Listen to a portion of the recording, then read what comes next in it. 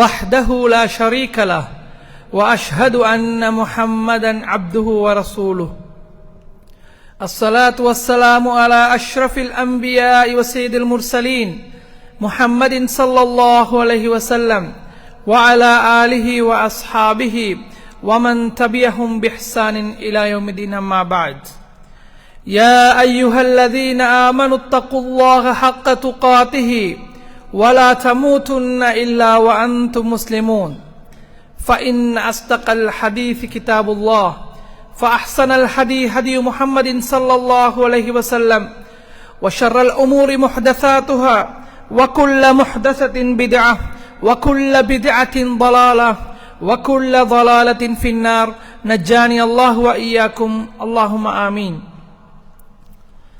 உலகை படைத்து பரிபாலிக்கின்ற ஏகவல்லோன் அல்லாஹ்வுக்கே புகழ் அனைத்தும் அல்ஹம்துலில்லாஹ். இருளிலும் மடமையிலும் வாழ்ந்து கொண்டிருந்த மனித சமூகத்துக்கு இறுதி நபியாக வந்து வாழ வழிகாட்டிய எம்பெருமானார் முஹம்மது நபி ஸல்லல்லாஹு அலைஹி வஸல்லம் அவர்கள் மீதும் அவர்களை பின்தொடர்ந்து வந்த சஹாபாக்கள், தாபிஊன்கள், தபஅத் தாபீன்கள் மற்றும் இந்த தீனுல் இஸ்லாத்தை இறுதி வரை வாழ்வு நெறியாக ஏற்று நடக்கின்ற முஃமினான ஆண்கள் பெண்கள் அனைவர் மீதும் அல்லாஹு தஆலாவின் சாந்தியும் சமாதானமும் என்னென்னும் உண்டாகட்டும் என்று பிரார்த்தித்ததன் பின்னால் ஜும்ஆவுடைய கடமையை நிறைவேற்றுவதற்காக வேண்டி இந்த இறை இல்லத்தில் இஅ்திகாஃபுடைய நியத்தோடு ஒன்று கூடியிருக்கின்ற அல்லாஹு தஆலாவின் நல்லடியார்களே, அல்லாஹ் ஒருவனை மட்டுமே வணங்கி வழிபடுமாறும் அவன் ஏவிய விடயங்களை எடுத்தும் அவன் தடுத்திருக்கின்ற விடயங்களிலிருந்து முற்றுமுழுதாக விலகி ஒதுங்கி தவிர்ந்து வாழுமாறு முதலில் எனக்கும் அப்பால் உங்களுக்கும் வசியத்தெனும் அன்பு கட்டளையிடுகின்றேன். என் அன்புக்குரிய சகோதரர்களே, உங்களோடு இன்றைய ஹுதுபாவிலே மலிவாகி போகிருக்கின்ற பிற மனிதர்களுடைய மானம் என்கின்ற தலைப்பிலே மனிதர்களை மானபங்கப்படுத்துவது தொடர்பிலே ஒரு சில விடயங்களை பரிமாறிக்கொள்ளலாம் என்று நினைக்கின்றேன். அன்புக்குரிய அல்லாஹு தஆலாவின் நல்லடியார்களே, ஒரு மனிதனுக்கு அல்லாஹு தஆலா எத்தகையதோர் அந்தஸ்தை கொடுத்திருக்கிறான் என்பதனை நாங்கள் புரிந்து கொள்கின்ற போது அவனுடைய மானத்துக்கும் அல்லாஹு தஆலா எத்தகைய ஒரு உயர்ந்த அந்தஸ்தை வைத்திருக்கிறான் என்பதனை புரிந்து கொள்ள முடியுமாக இருக்கும். அல்லாஹ் அல் குர்ஆனிலே மனிதன் தொடர்பிலே பேசுகின்ற போது சில முக்கியமான சில அடிப்படைகளை ஞாபகமூட்டிருக்கிறான். அந்த அடிப்படைகளை நாங்கள் சரியாக புரிந்து கொள்கின்ற போது அல்லாஹு தஆலா இந்த மனித இனத்தை எத்தகையதோர் உயர்ந்த இடத்திலே வைத்து நோக்குகிறான் என்பதனை எங்களால் புரிந்து கொள்ள முடியுமாக இருக்கும். சூரத்துல் இஸ்ராவினுடைய 70வது வசனம் இப்படி சொல்லுகிறது. அல்லாஹு தஆலா அல் குர்ஆனிலே சொல்லுகிறான், وَلَقَدْ كَرَّمْنَا بَنِي آدَمَ وَحَمَلْنَاهُمْ فِي الْبَرِّ وَالْبَحْرِ وَرَزَقْنَاهُمْ مِنَ الطَّيِّبَاتِ وَفَضَّلْنَاهُمْ عَلَى كَثِيرٍ مِّمَّنْ خَلَقْنَا تَفْضِيلًا. நாங்கள் மனித இனத்தை ஒரு கண்ணியமான படைப்பினமாக படைத்திருக்கின்றோம். அவனை நாங்கள் தரையிலும் கடலிலும் சுமக்குகின்ற விதத்திலே ஏற்பாடுகளை செய்து வைத்திருக்கிறோம். மிகச் சிறந்தவற்றிலிருந்து நாம் அவனுக்கு உணவளித்து வருகிறோம். நாம் படைத்த படைப்பினங்களில் எல்லாவற்றையும் விட ஒரு உயர்ந்த அந்தஸ்திலே நாங்கள் மனிதனை வைத்திருக்கிறோம் என்று அல்லாஹு தஆலா சொல்லுகின்றான். இந்த இடத்திலே அல்லாஹ் மனிதனை ஒரு மிகச்சிறந்த உயர்ந்த கௌரவமான கண்ணியமான படைப்பினமாக படைத்து அவனை தரையிலும் வானத்திலும் பூமியிலும் எல்லா இடங்களிலும் வாழ்வதற்கு ஏற்றாற்போல் எல்லா வகையான சூழ்நிலைகளையும் ஏற்படுத்தி உலகிலே இருக்கின்ற மிகச் சிறந்தவற்றிலிருந்து அவனுக்கு உணவளித்து வருவதாக அல்லாஹு தஆலா சொல்லுகின்றான். எனவே ஒரு உயர்ந்த கம்ஃபர்ட்டான ஒரு வாழ்க்கையை வாழ்வதற்கான ஏற்பாடுகளை அல்லாஹ் தந்திருக்கிறான். அந்த தரத்திலே மனிதனை உயர்ந்த அந்தஸ்திலே அல்லாஹு தஆலா படைத்திருக்கிறான் என்று சூரத்துல் இஸ்ராவினுடைய 70வது வசனம் சொல்லுகிறது. இந்த வசனத்திலே அல்லாஹு தஆலா மனிதன் படைப்பிலேயே ஒரு உயர்ந்த அந்தஸ்துடையவன் என்பதனை அல்லாஹு தஆலா வர்ணிக்கிறான். சூரத்துல் ஹிஜ்ரினுடைய 29வது வசனம் அந்த மனித படைப்பு ஏன் அத்தகைய ஒரு உயர்ந்த அந்தஸ்தை பெறுகிறது என்பதற்கான காரணத்தை அல்லாஹு தஆலா சொல்லி காட்டுகிறான். فَإِذَا سَوَّيْتُهُ وَنَفَخْتُ فِيهِ مِنْ رُوحِي فَقَعُوا لَهُ سَاجِدِينَ. மனித இனத்தை நான் படைத்ததன் பின்னர் என்னுடைய ரூஹை கொண்டு நான் மனித இனத்துக்கு ஊதி அவனை நான் மலக்குமாருக்கு அந்த மனிதனுக்கு அல்லாஹு தஆலா சுஜூத் செய்ய சொன்னதாக அல்லாஹு தஆலா சூரத்துல் ஹுஜ்ருடைய 29வது வசனத்திலே சொல்லுகிறான். எனவே மனித ஆன்மா என்பது, மனிதன் என்பவன் அல்லாஹு தஆலாவினுடைய ரூஹை சுமப்பவன். எனவே அவன் படைப்பில் உயர்ந்த அந்தஸ்திலே இருப்பதற்கான காரணம் அவன் ஒரு உயர்ந்த ஆன்மாவை சுமக்கிறான். அவன் அல்லாஹு தஆலாவால் படைக்கப்பட்டு அவனுடைய ரூஹ் ஊதப்பட்ட இதனை கண்ணியப்படுத்துவதற்காக வேண்டி மலக்குமார் சுஜூத் செய்ததாக அல்லாஹு தஆலா அல் குர்ஆனிலே சொல்லுகின்றான். எனவே அன்புக்குரிய அல்லாஹு தஆலாவின் நல்லடியார்களே, இந்த வசனங்களை நாங்கள் படித்து பார்க்கின்ற போது சில அடிப்படைகளை நாங்கள் புரிந்து கொள்கிறோம். மனிதன் இயல்பிலே கண்ணியமானவனாக படைக்கப்பட்டிருக்கிறான். ஏனைய படைப்பினங்களை விட உயர்ந்த அந்தஸ்திலே அல்லாஹு தஆலா மனிதனை வைத்து பார்க்கிறான். அல்லாஹு தஆலாவினுடைய ரூஹை சுமப்பதன் காரணமாக எங்களுக்கு ஊதப்பட்டிருக்கின்ற ரூஹ் அல்லாஹ்வின் புறத்திலிருந்து வந்தது என்பதன் காரணமாக மனிதன் ஒரு உயர்ந்த அந்தஸ்தை அடைகிறான். அல்லாஹு தஆலா இவற்றையெல்லாம் இன்னும் உயர்த்தி காட்டுவதற்காக வேண்டி மலக்குமார்களுக்கு கூட மனிதர்களை பார்த்து நீங்கள் சுஜூத் செய்யுங்கள் என்று மலக்குமாருக்கு ஏவியதை அல் குர்ஆன் சொல்லியிருப்பதன் ஊடாக மனிதனை எந்த அந்தஸ்திலே அல்லாஹு தஆலா வைத்திருக்கிறான் என்பதனை இந்த அடிப்படைகளை நாங்கள் மிக மேலோட்டமாக பார்க்கின்ற போதே புரிந்து கொள்ள முடியுமாக இருக்கிறது. எனவேதான் ஒரு மனிதனுடைய மானமாக இருக்கலாம் அல்லது ஒட்டுமொத்தமாக ஒரு மனிதன் எல்லா சந்தர்ப்பங்களிலும் கௌரவமான முறையிலே பாதுகாப்பான முறையிலே நடாத்தப்பட வேண்டும் என்று இஸ்லாம் விரும்புகிறது. ஒரு மனிதனுடைய உயிராக இருக்கலாம், அவனுடைய உடைமையாக இருக்கலாம், அவனுடைய மார்க்கமாக இருக்கலாம். ஒரு மனிதன் என்று வந்துவிட்டாலே அவனுடைய எல்லா விவகாரங்களும் பாதுகாப்பானதாக இருக்க வேண்டும், அவன் பாதுகாக்கப்பட வேண்டும் என்கின்ற விடத்திலே இஸ்லாம் கவனம் எடுக்கிறது என்பதனை நாங்கள் புரிந்து கொள்வதற்கு கடமைப்பட்டிருக்கிறோம். எனவேதான் ரசூலுல்லாஹி ஸல்லல்லாஹு அலைஹி வஸல்லம் அவர்கள் தன்னுடைய அழைப்பு பணியை பூர்த்தி செய்துவிட்டு அல்லாஹு தஆலாவால் கடமையாக்கப்பட்ட அந்த ஹஜ்ஜை நிறைவேற்றிவிட்டு தன்னுடைய அழைப்பு பணியினுடைய சாராம்சத்தை அங்கு கூடியிருந்த சஹாபாக்களுக்கு மத்தியிலே எடுத்து சொன்ன அந்த இறுதி ஹஜ்ஜினுடைய அந்த உபதேசத்திலும் ரசூலுல்லாஹி ஸல்லல்லாஹு அலைஹி வஸல்லம் அவர்கள் ஒரு விடயத்தை மிக கவனமாக கோடிட்டு காட்டுவதற்கு தவறவில்லை. ரசூலுல்லாஹி ஸல்லல்லாஹு அலைஹி வஸல்லம் அவர்கள் மக்காவினுடைய பூமியிலே இருந்து கொண்டு, கஅபாவுக்கு முன்னால் இருந்து கொண்டு, ஜுல்ஹிஜ்ஜா மாதத்திலே இருந்து கொண்டு, அதனுடைய 10வது நாளே இருந்து கொண்டு அங்கிருந்த கூடியிருந்த மக்களை பார்த்து சொல்லுகிறார்கள், இன்ன திமாஅக்கும் வ அம்வாலக்கும் வ அவ்ராதக்கும் ஹராமுன் அலைக்கும் கஹுர்மதி யௌமிக்கும் ஹாதா ஃபீ ஷஹ்ரிக்கும் ஹாதா ஃபீ பலதிக்கும் ஹாதா அலா ஹல் பல்லக்த். ரசூலுல்லாஹி ஸல்லல்லாஹு அலைஹி வஸல்லம் அவர்கள் சொல்லுகிறார்கள், ஒருவருடைய மானம், உங்களில் ஒருவருடைய மானம், அவனுடைய உடைமை, அவனுடைய உயிர் இன்னும் ஒருவருக்கு ஹராமாகும். எனவே யாராலும் எந்த ஒரு சந்தர்ப்பத்திலும் ஒரு மனிதனுடைய உடலுக்கோ உடைமைகளுக்கோ உயிருக்கோ மானத்துக்கோ அச்சுறுத்தலாக இருக்க முடியாது. எப்படி நீங்கள் இந்த மக்காவினுடைய பூமியை ஒரு உயர்ந்த விடயமாக கருதுகிறீர்களோ, நாங்கள் வீற்றிருக்கின்ற இந்த ஜுல்ஹிஜ்ஜாவுடைய மாதத்தை நீங்கள் எப்படி உயர்ந்ததாக கருதுகிறீர்களோ, நாங்கள் வீற்றிருக்கின்ற இந்த யௌமுன் நஹர் என்கின்ற ஜுல்ஹிஜ்ஜாவினுடைய 10வது நாளை நீங்கள் எப்படி உயர்ந்ததாக கருதுகிறீர்களோ, அதே போன்று ஒவ்வொருவருடைய மானமும் கருதப்பட வேண்டும், ஒவ்வொரு மனிதனுடைய உடைமையும் கருதப்பட வேண்டும், ஒவ்வொரு மனிதனுடைய உயிரும் கருதப்பட வேண்டும் என்று ரசூலுல்லாஹி ஸல்லல்லாஹு அலைஹி வஸல்லம் அவர்கள் எந்த ஒரு சந்தர்ப்பத்திலும் இன்னும் ஒரு மனிதனுடைய உடலுக்கோ உயிருக்கோ உடைமைக்கோ மானத்துக்கோ நாங்கள் சவாலாக மாறிவிடக் கூடாது என்பதனை தன்னுடைய இறுதி ஹஜ் பேருரையிலும் கூட தன்னுடைய அழைப்பு பணியினுடைய சாராம்சமாக ரசூலுல்லாஹி ஸல்லல்லாஹு அலைஹி வஸல்லம் அவர்கள் சுட்டிக்காட்டிவிட்டு சென்றார்கள்.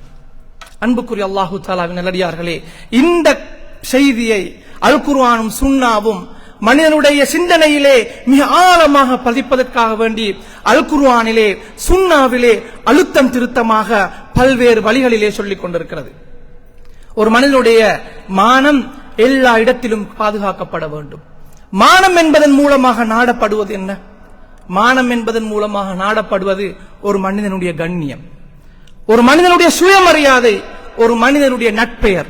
இந்த மூணுக்கும் ஏதாவது ஒரு வகையிலும் களங்கம் ஏற்படுத்தப்படக்கூடாது என்பதனை இஸ்லாம் ஒரு மனிதனுடைய மானத்தை பாதுகாப்பது என்பதனூடாக கருதுகிறது. என்னுடைய ஒரு வார்த்தையினால் ஒரு மனிதனுடைய சுயமரியாதை பாதிக்கப்படுமாக இருந்தால் நான் அவருடைய மானத்திலே கை வைத்து விட்டேன் என்று அர்த்தம்.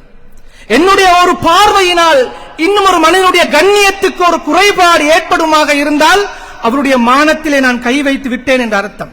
என்னுடைய ஒரு செயலினால் இன்னும் ஒரு மனிதனுடைய நட்பெயருக்கு கேடு விளைவிக்கும் என்று கருதப்படுமாக இருந்தால் நான் அவருடைய மானத்திலே கை வைத்து விட்டேன் என்று அர்த்தம். எனவே ஒரு மனிதனுடைய கண்ணியம், ஒரு மனிதனுடைய சுயமரியாதை, ஒரு மனிதனுடைய நட்பெயர், இவற்றுக்கு நாங்கள் களங்கம் விளைவிப்பதை, அவற்றுக்கு நாங்கள் கேடு விளைவிப்பதைத்தான் இந்த இடத்திலே நாங்கள் மான பங்கப்படுத்துதல் அல்லது பிறருடைய மானத்திலே கை வைத்தல் என்பதன் மூலமாக நாட விரும்புகிறோம்.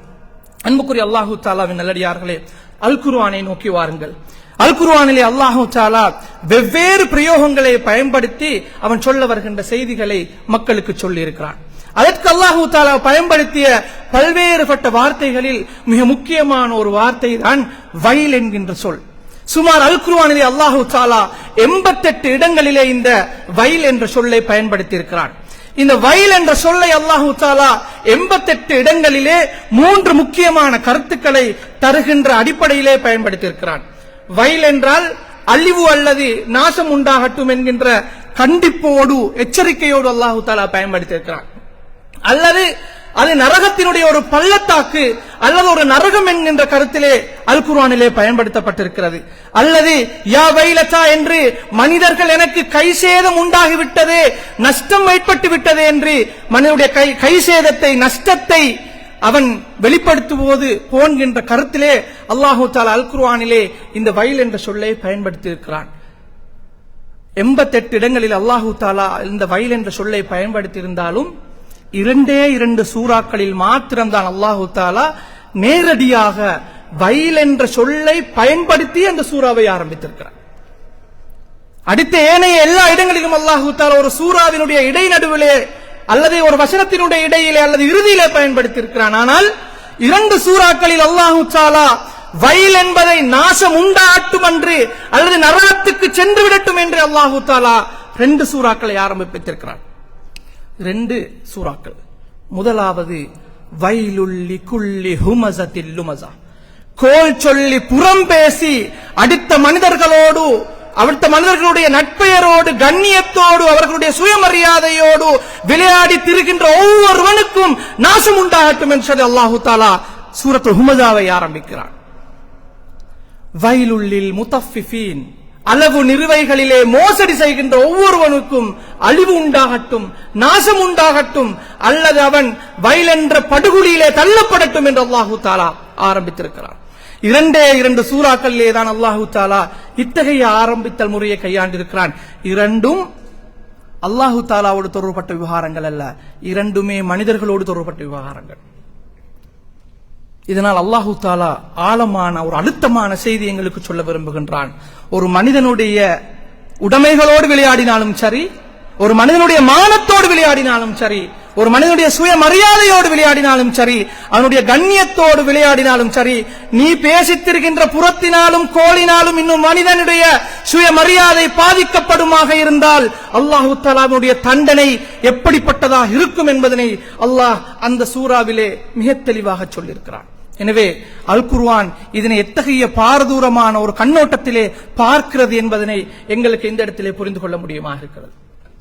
அதே போன்று சூரத்துல் அஹ்ஸாபினுடைய 58வது வசனம் இப்படி பிற மனிதர்களுடைய மானத்தோடு விளையாடுவதனை அல்லது அவற்றை ஒரு விளையாட்டாக எடுத்துக்கொள்வதனை அல்லது ஒரு மனிதனை அவமானப்படுத்தி சமூகத்துக்கு மத்தியிலே தலைகுனிய செய்து இன்பம் காண்பது அல்லது அதன் மூலமாக ஒரு லாபத்தை அடைந்து கொள்கின்ற முயற்சியை மேற்கொள்வதனை மிக தெளிவான ஒரு பாவமாக அல்லாஹு தஆலா, வெளிப்படையான ஒரு பாவமாக சூரத்துல் அஹ்ஸாபினுடைய 58வது வசனத்திலே அல்லாஹு தஆலா பகிரங்கப்படுத்தியிருக்கிறான், பிரகடனம் செய்திருக்கிறான்.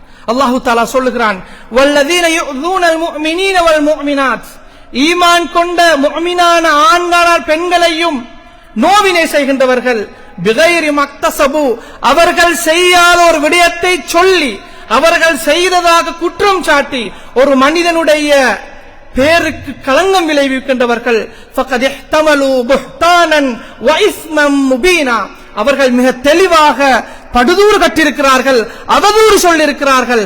அது வ இஸ்மம் முபீனா, மிக தெளிவான வெளிப்படையான ஒரு பாவமாகும் என்று அல்லாஹு தஆலா சொல்லியிருக்கின்றார். இதனையும் தாண்டி அல்லாஹு தஆலா நரகவாசிகளுடைய ஒரு கதையை அல்லது ஒரு நிகழ்வை அல் குர்ஆனிலே சூரத்துல் முத்தஸிரிலே ஞாபகப்படுத்துகின்றார். நரகவாசிகள் சிலர் நரகத்திலே தண்டனைகளை அனுபவித்துக் கொண்டிருக்கின்ற போது அவர்களோடு நடைபெறுகின்ற ஒரு உரையாடல் என்ற தோரணையிலே அல்லாஹு தஆலா அதனை பார்த்து கேட்கிறான், மா சலகக்கும் ஃபீ சகர், உங்களை இந்த சக்கர் என்கின்ற நரகத்திலே எது தள்ளியது? எதற்காக நீங்கள் இந்த நரகத்துக்கு வந்திருக்கிறீர்கள்? என்ன பாவத்தை செய்ததற்காக நீங்கள் இந்த படுகொலியிலே தள்ளப்பட்டிருக்கிறீர்கள் என்று அவர்களை பார்த்து கேட்டால், காலு லம் நகு மினல் முஸல்லீன், நாங்கள் தொழுகையாளிகளாக இருக்கவில்லை. வலம் நகு நுத்இமுல் மிஸ்கீன், நாங்கள் ஏழை எளியோருக்கு தேவையுடையவர்களுக்கு உணவளிப்பவர்களாக இருக்கவில்லை. வகுன்னா நஹூது மஅல் ஹாயிதீன், நாங்கள் செய்து வந்தது என்ன தெரியுமா? பிற மனிதர்களோடு தொடர்பட்ட வீணான விடயங்களை பேசி காலம் கழித்து வந்தோம். எங்களுக்கு தொழுவதற்கு நேரம் இருக்கவில்லை, நல்ல விடயங்கள் செய்வதற்கு நேரம் இல்லை. ஆனால் நாங்கள் பிற மனிதர்களோடு தொடர்பட்ட விடயங்களை பேசுவதிலும் வீணாக நேரத்தை கழிப்பதிலும் நாங்கள் எங்களுடைய நேரத்தை செலவழித்து வந்தோம். வகுன்னா நுகذிபு பியௌமித்தீன், நாங்கள் மறுமை நாளை மறந்து புறக்கணித்து பொய்ப்பித்து வாழ்ந்தோம். ஹத்தா அதானல் யகீன், மௌத் வரும் வரையிலும் எங்களுடைய வாழ்க்கை இப்படித்தான் தொடர்ந்தது என்று அவர்கள் சொல்லுவார்கள். தொழவில்லை, ஏழைகளுக்கு உணவளிக்கவில்லை, மறுமையை பொய்ப்பித்து வாழ்ந்தார்கள் என்பதோடு அல்லாஹு தஆலா சொல்லுகின்ற மிக முக்கியமான இன்னும் ஒரு காரணி வகுன்னா நஹூது மஅல் ஹாயிதீன். இந்த வசனத்துக்கு விளக்கம் சொல்லுகின்ற போது பொதுப்படையாக அவர்கள் பிரயோசனமற்ற வீணான அர்த்தமில்லாத பேச்சுக்களை பேசுகின்ற சபைகளிலே அவர்களுடைய நேரத்தை கழிப்பதனை விரும்புவார்கள். இப்படி இந்த காலகட்டத்திலே சொல்வதாக இருந்தால் இன்றைய வாட்ஸ்அப் குரூப்களை போல அர்த்தமில்லாத விவகாரங்களுக்கு விளக்கம் சொல்லுகின்ற அரசியல் கள ஆய்வாளர்கள் போன்று சர்வதேச தேசிய அரசியல் விமர்சகர்களாக நேரத்தை காலத்தை கழிக்கின்ற அந்த அற்பர்களை போன்று நடந்து கொள்ளாதீர்கள் என்று அல்லாஹு தஆலா சொல்லுகிறான். அதிலே யாருக்கு எதனை பேசுகிறோம் என்பது தெரியாது, அவன் உண்மையிலே களவை மோசடியை செய்திருக்கிறானா என்பது தெரியாது, அவன் ஒரு பாவத்தை செய்திருக்கிறானா என்பது தெரியாது. ஆனால் கண்டவற்றை எல்லாம் பேசுகின்ற, கண்டவற்றை எல்லாம் பகிர்கின்ற, கண்டவற்றை எல்லாம் செய்தியாக சொல்லுகின்ற இந்த செயற்பாடு இருக்கிறதே, இது பாரதூரமானது, அது எங்களை நரகத்துக்கு இட்டுச் செல்லும் என்று அல்லாஹு தஆலா எங்களை எச்சரிக்கிறார். ரசூலுல்லாஹி ஸல்லல்லாஹு அலைஹி வஸல்லம் அவர்கள் இஸ்ரா மிஅராஜ் பயணத்திலே, மிஅராஜுடைய பயணத்திலே ஜிப்ரீல் அலைஹிஸ்ஸலாம் அவர்களோடு செல்கின்ற போது ஒரு சில மனிதர்களை காண்கிறார்கள். அவர்கள் செப்பிலாலான நகங்களினால் தங்களுடைய முகத்தையும் நெஞ்சையும் கீறி கிழித்துக் கொண்டு இரத்தம் வடிய வடிய இருக்கிறார்கள். ரசூலுல்லாஹி ஸல்லல்லாஹு அலைஹி வஸல்லம் அவர்கள் அவர்களை பார்த்து கேட்கிறார்கள், ஜிப்ரீல் அலைஹிஸ்ஸலாம் அவர்களை பார்த்து கேட்கிறார்கள், இவர்கள் யார் ஜிப்ரீலே? அப்போது ரசூலுல்லாஹி ஸல்லல்லாஹு அலைஹி வஸல்லம் அவர்களுக்கு சொல்லப்படுகிறது, இவர்கள்தான் யஅகுலூன லுஹூமன் நாஸ், மனிதர்களுடைய மாமிசத்தை தின்று வாழ்ந்தவர்கள். அதே போன்று வயகஊன ஃபீ அராதிஹிம், அவர்கள் மனிதர்களுடைய மான பங்கப்படுத்துகின்ற விடயத்திலே ஈடுபட்டவர்கள் என்று ரசூலுல்லாஹி ஸல்லல்லாஹு அலைஹி வஸல்லம் அவர்கள் சொல்லி காட்டப்பட்டது. எனவே அன்புக்குரிய அல்லாஹு தஆலாவின் நல்லடியார்களே, நாங்கள் ஒரு மனிதனுடைய கௌரவத்துக்கு, கண்ணியத்துக்கு, அவனுடைய சுயமரியாதைக்கு நாங்கள் களங்கம் விளைவிப்பதென்பது மிக பாரதூரமான ஒரு விடயம். நாங்கள் எங்கோ ஒரு ஊரிலே நடந்த ஒரு நிகழ்வை சமூக வலைதளத்திலே காண்கிறோம், அதனுடைய உண்மை தன்மை தெரியாது. அந்த வீடியோ செய்து பகிர்கின்ற நபருக்கு கூட அந்த நிகழ்வினுடைய 100% உண்மை தன்மை கிடையாது. ஆனால் இவனை பார்த்தீர்களா, இவன் ஒரு மோசடிக்காரன், இவனை பார்த்தீர்களா, இவன் ஒரு பொம்பளை கள்ளன், இவனை பார்த்தீர்களா, இவன் ஒரு ஏமாற்று பேர்வழி என்று நானும் நீங்களும் குடும்ப குரூப்புகளிலும் ஊர் கிராம குடும்ப குரூப்புகளிலும் ஷேர் பண்ணி ஒரு மனிதனுடைய பேருக்கு எத்தகைய களங்கத்தை ஏற்படுத்துகிறோம் என்பது பற்றி ஒரு நாளாவது நாங்கள் சிந்தித்ததுண்டா? அல்லது எங்களுக்கு காதுக்கு எட்டுகின்ற ஒரு மனிதர் பற்றிய பிழையான செய்தியை, ஒரு மனிதர் பற்றிய உறுதிப்படுத்தப்படாத செய்தியை, ஒரு மனிதர் பற்றிய அவருடைய மானத்துக்கு களங்கம் விளைவிக்கின்ற செய்தியை எத்தகைய ஊர்ஜிதப்படுத்தல்களும் இன்றி எத்தனை மனிதருக்கு நாங்கள் சர்வசாதாரணமாக தேநீர் கடைகளிலும், சந்திக்கின்ற இடங்களிலும், விளையாட்டு மைதானங்களிலும், ஏன் பள்ளிவாயலிலும் கூட நாங்கள் மிக சர்வசாதாரணமாக பேசி கழித்துக் கொண்டிருக்கிறோம். இப்படி எத்தனை மனிதர்களுடைய மானத்தோடு நாங்கள் விளையாடி இருக்கிறோம் என்பது பற்றி சிந்திப்பதற்கு நாங்கள் கடமைப்பட்டிருக்கிறோம். எனவே அப்படியாக இருந்தால் நானும் நீங்களும் மா சலகக்கும் சக்கர் என்கின்ற அந்த கேள்விக்கு, நரகத்தினுடைய கேள்விக்கு பதில் சொல்ல கடமைப்பட்டிருக்கிறோம். ரசூலுல்லாஹி ஸல்லல்லாஹு அலைஹி வஸல்லம் அவர்கள் சில மனிதர்களை கண்டபோது ஜிப்ரீல் அலைஹிஸ்ஸலாம் அவர்கள் சொன்ன போன்று நெஞ்சுகளையும் முகத்தையும் கீறி கொளித்துக் கொண்டிருப்போம். நாங்கள் எங்களுடைய வார்த்தைகளால் சில மனிதர்களை கீறி கிழித்தோம் அல்லவா, அதுபோன்று அல்லாஹு தஆலா எங்களை நாங்களே கீறி கிழித்துக் கொள்கின்ற ஒரு இழிநிலைக்கு எங்களை தள்ளிவிடுவான் என்று ரசூலுல்லாஹி ஸல்லல்லாஹு அலைஹி வஸல்லம் அவர்கள் சொல்லி காட்டினார்கள். அன்புக்குரிய அல்லாஹு தஆலாவின் நல்லடியார்களே, ஒரு மனிதனுடைய மானம் என்பது விளையாட்டல்ல. எந்த அளவுக்கு ரசூலுல்லாஹி ஸல்லல்லாஹு அலைஹி வஸல்லம் அவர்கள் அதனை சொல்லி காட்டினார்கள் என்றால், ஒரு சந்தர்ப்பத்திலே சொன்னார்கள், யா மஅஷர மன் ஆமன பிலிசானிஹி வலம் யதுகுலில் ஈமான் கல்பஹ். வெறுமனே வாயளவில் மட்டும் ஈமான் கொண்டு லா இலாஹ இல்லல்லாஹ் முஹம்மது ரசூலுல்லாஹ் என்று வெறுமனே வாயளவில் மட்டும் சொல்லிவிட்டு அவருடைய உள்ளத்தளவில் ஈமான் கொள்ளாத மனிதர்களே, லா தக்தாபுல் முஸ்லிமீன் வலா தத்தபிஉ அவ்ராத்திஹிம். நீங்கள் பரஸ்பரம் முஃமின்களை பற்றி, முஸ்லிம்களை பற்றிய குறைகளை பேசித் தெரியாதீர்கள்.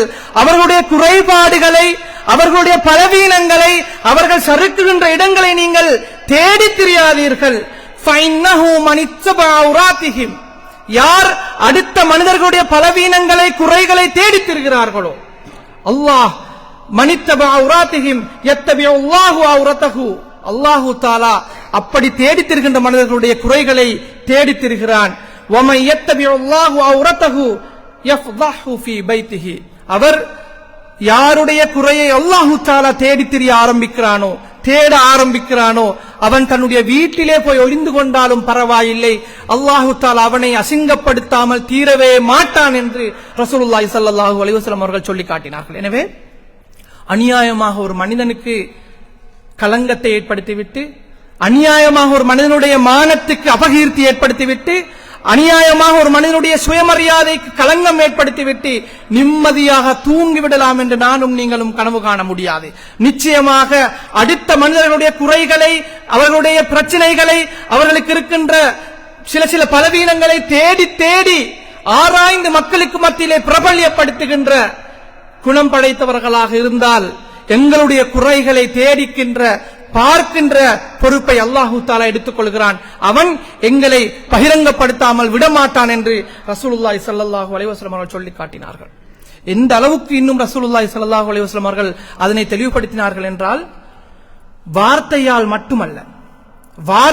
மட்டுமல்ல, ஒரு செய்கை கூட இன்னும் ஒரு மனிதனுடைய கண்ணியத்தை பாதிக்குமாக இருந்தால் அது மிக மோசமானது என்பதனை ரசூலுல்லாஹி ஸல்லல்லாஹு அலைஹி வஸல்லம் அவர்கள் சொல்லி காட்டினார்கள். ஒரு நாள் ஆயிஷா ரலியல்லாஹு அன்ஹா அவர்களோடு ரசூலுல்லாஹி ஸல்லல்லாஹு அலைஹி வஸல்லம் அவர்கள் இருக்கின்ற போது சஃபியா ரலியல்லாஹு அன்ஹா அவருடைய பற்றிய பேச்சு வருகிறது.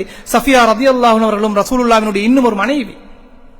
அந்த பேச்சு எடுத்ததனை ஆயிஷா ரலியல்லாஹு அன்ஹா அவர்கள் விரும்பவில்லை. இப்போது ரசூலுல்லாஹி ஸல்லல்லாஹு அலைஹி வஸல்லம் அவர்களிடத்திலே ஆயிஷா ரலியல்லாஹு அன்ஹா அவர்கள், சஃபியா ரலியல்லாஹு அன்ஹா அவர்கள் ஒரு குட்டையானவர் என்பதனை காட்டுவதற்காக வேண்டி கைகளை அசைத்து ஒரு செய்கையை செய்கிறார்கள், ஒரு சமிக்ஞையை காட்டுகிறார்கள். இதனை கண்டு ஆத்திரமடைந்த ரசூலுல்லாஹி ஸல்லல்லாஹு அலைஹி வஸல்லம் அவர்கள் சொல்கிறார்கள், லகத் குல்தி கலிமத்தன் லவ் முஸிஜத் பிமாஇல் பஹ்ர் லமஸஜத்ஹு. நீ சொன்ன வார்த்தையும் செய்கையும் இருக்கிறதே, அதனை நீங்கள் கடல் நீரிலே கொண்டு போய் கலந்து விட்டால் கடல் நீரும் கெட்டு போய்விடும் என்று ரசூலுல்லாஹி ஸல்லல்லாஹு அலைஹி வஸல்லம் சொன்னார்கள். எனவே ஒரு சர்வசாதாரணமான விடயம் அல்ல, ஒரு லேசாக கடந்து போக முடியுமான ஒரு விடயமாக இஸ்லாம் இதனை காணவில்லை என்பதனை நாங்கள் புரிந்து கொள்வதற்கு கடமைப்பட்டிருக்கிறோம். எனவே எப்போதும் ஒரு மனிதனுடைய சுயமரியாதைக்கு களங்கம் விளைவிக்காமல் அதனை பாதுகாக்கின்ற மனிதர்களாக இருக்க வேண்டும். ஒரு மனிதனுடைய நட்பெயருக்கு நாங்கள் களங்கம் விளைவிக்காமல் அதனை நியாயமான காரணங்களுக்காக வேண்டி பாதுகாக்கின்ற மனிதர்களாக இருக்கணும். நியாயமான காரணங்கள் இருந்து ஒரு மனிதன் கலங்கப்படுத்தப்படுகின்ற போது அந்த மனிதனுக்கு துணை நிற்கின்றவர்களாக இருக்க வேண்டுமே தவிர அவனை கலங்கப்படுத்துகின்ற மனிதனுக்கு நாங்கள் துணை போகவிடக் கூடாது. இறுதியாக ஒரு சம்பவத்தை மாத்திரம் சொல்லி இந்த குத்பாவை நிறைவு செய்கிறேன். ஒரு நல்ல வார்த்தை, ஒரு நல்ல சான்றிதழ் எத்தகைய மிகப்பெரிய ஒரு மாற்றத்தை ஏற்படுத்தும். ஒரு மனிதனுக்கு நாங்கள் களங்கம் விளைவிக்கின்ற போது, ஊரே பிழையாக பேசுகின்ற போது, சமூகமே பிழையாக பேசுகின்ற போது, சமூகமே பிழையாக எண்ணுகின்ற போது நாங்கள் நேர்மையாக நடந்து கொண்டால் அது எப்படியான ஒரு மாற்றத்தை உருவாக்கும் என்பதற்கு மாத்திரம் ஒரு சம்பவத்தை சொல்லி இந்த குத்பாவை நிறைவு செய்து கொள்கிறேன்.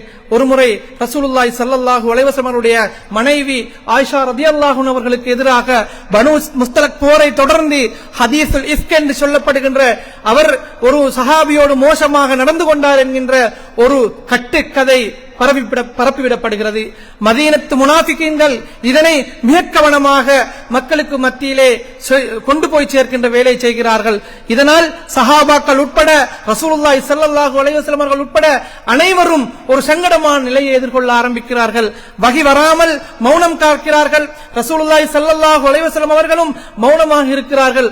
ஆங்காங்கே இந்த பேச்சு சென்று கொண்டிருக்கிறது. உமர் ரலியல்லாஹு அன்ஹு அவர்களுக்கு முன்னணியிலே இந்த பேச்சு வருகிறது. ஒரு முனாஃபிகீன் இதனை மிக நீட்டி முழங்கி ஆயிஷா ரலியல்லாஹு அன்ஹா அவர்களை பற்றி மோசமாக பேசிய போது உமர் ரலியல்லாஹு அன்ஹு அவர்கள் வந்த ஆத்திரத்திலே அந்த முனாஃபிகீனை அடித்து விடுகிறார்கள். அவ்வளவுக்கும் அவருடைய மனைவி ஹப்சாவை ரசூலுல்லாஹி ஸல்லல்லாஹு அலைஹி வஸல்லம் அவர்கள் அவருடைய மகள் ஹப்சாவை, உமர் ரலியல்லாஹு அன்ஹுடைய மகள் ஹப்சாவை ரசூலுல்லாஹி ஸல்லல்லாஹு அலைஹி வஸல்லம் திருமணம் முடித்திருந்தார்கள். ஆனால் அதனை பார்க்கவில்லை, அந்த முனாஃபிக்கினை அடித்து விடுகிறார்கள். இதுவல்ல விடயம். ரசூலுல்லாஹி ஸல்லல்லாஹு அலைஹி வஸல்லம் அவர்கள் வீட்டிலே இருக்கின்ற போது உமர் ரலியல்லாஹு அன்ஹு அவர்கள் வருகிறார்கள். உமர் ரலியல்லாஹு அன்ஹு அவர்கள் வந்தபோது ரசூலுல்லாஹி ஸல்லல்லாஹு அலைஹி வஸல்லம் அவர்கள் குழப்பத்திலே இருப்பதனை கண்டு இந்த பேச்சு வருகிறது. அப்போது உமரே, நீங்கள் ஆயிஷாவை பற்றி என்ன நினைக்கிறீர்கள் என்று கேட்டதற்கு உமர் ரலியல்லாஹு அன்ஹு சொன்ன வார்த்தையை பாருங்கள். யா ரசூலல்லாஹ், ஆயிஷா என்கின்ற இந்த பெண்மணியை திருமணம் முடிக்குமாறு உங்களுக்கு யார் சொன்னான் என்று கேட்கிறார். அப்போது ரசூலுல்லாஹி ஸல்லல்லாஹு அலைஹி வஸல்லம் சொல்கிறார்கள், அல்லாஹ்வின் புறத்திலிருந்து வந்த கட்டளையின் பிரகாரமே நான் திருமணம் முடித்தேன். அப்படியாக இருந்தால் ஒரு பேச்சுக்கு நீங்கள் ஆயிஷா இந்த விவகாரத்திலே தவறிழைத்திருக்கிறார் என்று நீங்கள் வைத்துக் கொள்ளுங்கள். அப்படியாக இருந்தால் அல்லாஹு தஆலா விபச்சாரம் செய்த ஒரு பெண்மணியை உங்களுக்கு திருமணம் முடிப்பதற்கு தேர்ந்தெடுத்து தருவானா? இந்த கேள்வியை கேட்டதும் ரசூலுல்லாஹி ஸல்லல்லாஹு அலைஹி வஸல்லம் அவர்கள் ஒரு விதம் சுதாரித்துக் கொண்டு நிச்சயமாக இல்லை என்று சொல்கிறார்கள். அவ்வளவுதான் சப்ஜெக்ட், இதனை விட்டுவிடுங்கள். நிச்சயமாக அல்லாஹு தஆலா உங்களை இழிவுபடுத்த மாட்டான். ஆயிஷா அப்படியான ஒரு பெண் அல்ல என்று ஆயிஷா ரலியல்லாஹு அன்ஹா அவர்களை பற்றி ஒரு நல்ல சான்றிதழை கொடுத்து விட்டு செல்கிறார்கள். இதனுடைய நல்ல விளைவு எப்போது கிடைக்கிறது தெரியுமா? உமர் ரலியல்லாஹு அன்ஹு அவர்கள் மரணப்படுக்கையிலே இருக்கிறார்கள். ரசூலுல்லாஹி ஸல்லல்லாஹு அலைஹி வஸல்லம் அவர்கள் மரணித்து நல்லடக்கம் செய்யப்பட்டிருக்கிறார்கள். அவருக்கு வலதுபுறத்திலே இருக்கின்ற இடம் அபூபக்கர் ரலியல்லாஹு அன்ஹு அவர்களுக்கு கொடுக்கப்பட்டு விட்டது. இடதுபுறத்திலே இருக்கின்ற இடம் ஆயிஷா ரலியல்லாஹு அன்ஹா அவர்களுக்காக வேண்டி ஒதுக்கப்பட்டது. உமர் ரலியல்லாஹு அன்ஹு அவர்களுக்கு ஒரு ஆசை, ரசூலுல்லாஹ்வினுடைய இடதுபுறத்திலே நான் அடக்கப்பட வேண்டும். ஒரு தூதுவரை அழைத்து சொல்லுகிறார், நீங்கள் ஆயிஷா ரலியல்லாஹு அன்ஹுடைய வீட்டுக்கு செல்லுங்கள், சென்று அமீருல் முஃமினீனுடைய தூதுவர் வந்திருக்கிறீர்கள் என்று சொல்லாதீர்கள், உமரனுடைய தூதுவர் வந்திருக்கிறேன் என்று சொல்லுங்கள். இப்படி எனக்கு ஒரு ஆசை இருக்கிறது என்பதனை நீங்கள் எத்தி வையுங்கள், அவரை கட்டாயப்படுத்தாதீர்கள், அவர் விருப்பப்பட்டால் நான் இந்த இடத்தில் அடக்கப்படுவேன் என்று சொல்லுகிறார். அந்த தூதுவரும் வீட்டுக்கு சென்று உமர் ரலியல்லாஹு அன்ஹு அவர்கள் உங்களுக்கு சலாம் சொன்னார்கள் என்று ஆயிஷா ரலியல்லாஹு அன்ஹா சலாத்தை ஏற்றி வைக்கிறார்கள். ஆயிஷா ரலியல்லாஹு அன்ஹா பதில் சொல்லுகிறார்கள், உமரிடத்திலிருந்து உங்களிடத்திலே வைக்க வேண்டிய ஒரு சின்னொரு வேண்டுகோள் இருக்கிறது என்று கேட்க, என்ன வேண்டுகோள் என்று கேட்கிறார்கள். இப்படி அவர் ரசூலுல்லாஹ்வினுடைய இடப்புறத்திலே அடக்கப்பட வேண்டும் என்று ஆசைப்படுகிறார், உங்களுடைய விருப்பத்தை கேட்டு வர சொன்னார் என்று கேட்டதற்கு ஆயிஷா ரலியல்லாஹு அன்ஹா பதில் சொல்லாமல் வீட்டுக்குள்ளால் அழுது கொண்டு ஓடி செல்கிறார்கள். ஒரு இடத்திலே அமர்ந்து சொல்லுகிறார்கள், அது அல்லாஹு தஆலாவினுடைய தூதருக்கு அருகாமையிலே நான் அடக்கப்பட வேண்டும் என்று ஒதுக்கப்பட்டிருக்கின்ற எனக்கான இடம்.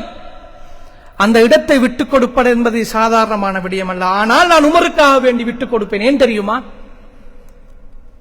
நான் மிக தர்ம சங்கடமான ஒரு பிரச்சனையை எதிர்கொண்டு என்னை பற்றி எல்லோரும் பேசுகின்ற சந்தர்ப்பத்திலே ரசூலுல்லாஹி ஸல்லல்லாஹு அலைஹி வஸல்லம் அவரிடத்திலே சென்று என்னை பற்றிய மிகச் சிறந்த ஒரு சான்றிதழை வழங்கிய அந்த உமருக்கு எப்போது நான் திருப்பி நல்லது உபகாரம் செய்வேன் என்று காத்திருந்தேன்.